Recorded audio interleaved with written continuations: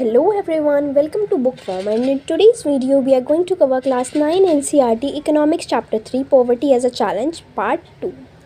तो इससे पहले वाले पार्ट में हम लोगों ने दोनों अर्बन और रूरल केसेस देख लिए थे। अगर आप लोगों ने वो पार्ट नहीं देखा है तो अभी जाके देख लीजिए, और इससे आगे का चैप्टर हम लोग अब कंटिन्यू करने वाले हैं। Poverty as seen by social scientists। Since poverty has many faces, social scientists look at it through a variety of indicators. Usually, the indicators used to relate to the levels of income and consumption. But now, poverty is looked through the other social indicators like illiteracy level, lack of general assistance due to malnutrition, lack of access to healthcare, lack of job opportunities, lack of access to safe drinking water, sanitation, etc. तो पहले के time पर जो social scientist होते थे वो poverty को बड़े अलग अलग तरीके से देखते थे। उनके हिसाब से सिर्फ दो ही इंडिकेटर्स थे जो थे, एक तो कंजम्पशन लेवल, एक तो लोगों को खाना नहीं मिलता है और उनकी इनकम बहुत कम है, इसीलिए लोग गरीब हैं। पहले उन्हें इतना ही लगता था, लेकिन अब के जो सोशल साइंटिस्ट हैं उनके हिसाब से और भी बहुत सारे इंडिकेटर्स हैं, ऐसी रीजंस हैं जिनकी वजह से आज भी हमारी जो पॉपुलेशन है वो गरीब है। वो क्या है?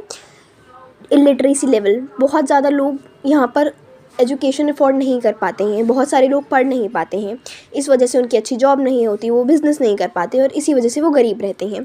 बहुत सारी जनरल चीज़ें और माल न्यूट्रिशन, उन्हें खाना अच्छे से प्रोवाइड नहीं किया जाता है और हेल्थ केयर फैसिलिटीज़ जो हैं वो अच्छे से उन्हें नहीं मिल पाती हैं, जॉब अपॉर्चुनिटीज़ नहीं होती हैं, साफ़ इन्वायरमेंट नहीं मिलता है, साफ़ पानी नहीं मिलता है। तो ऐसी बहुत सारी चीज़ें हैं जिनकी वजह से जो लोग हैं वो बहुत ही ज़्यादा गरीब हैं।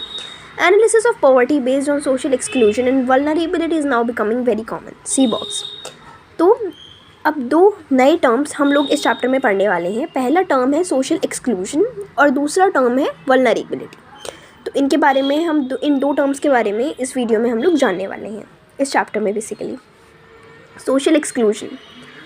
According to this concept, poverty must be seen in terms of the poor having to live only in a poor surrounding with other poor people, excluded from enjoying social equality of better off people in better surroundings।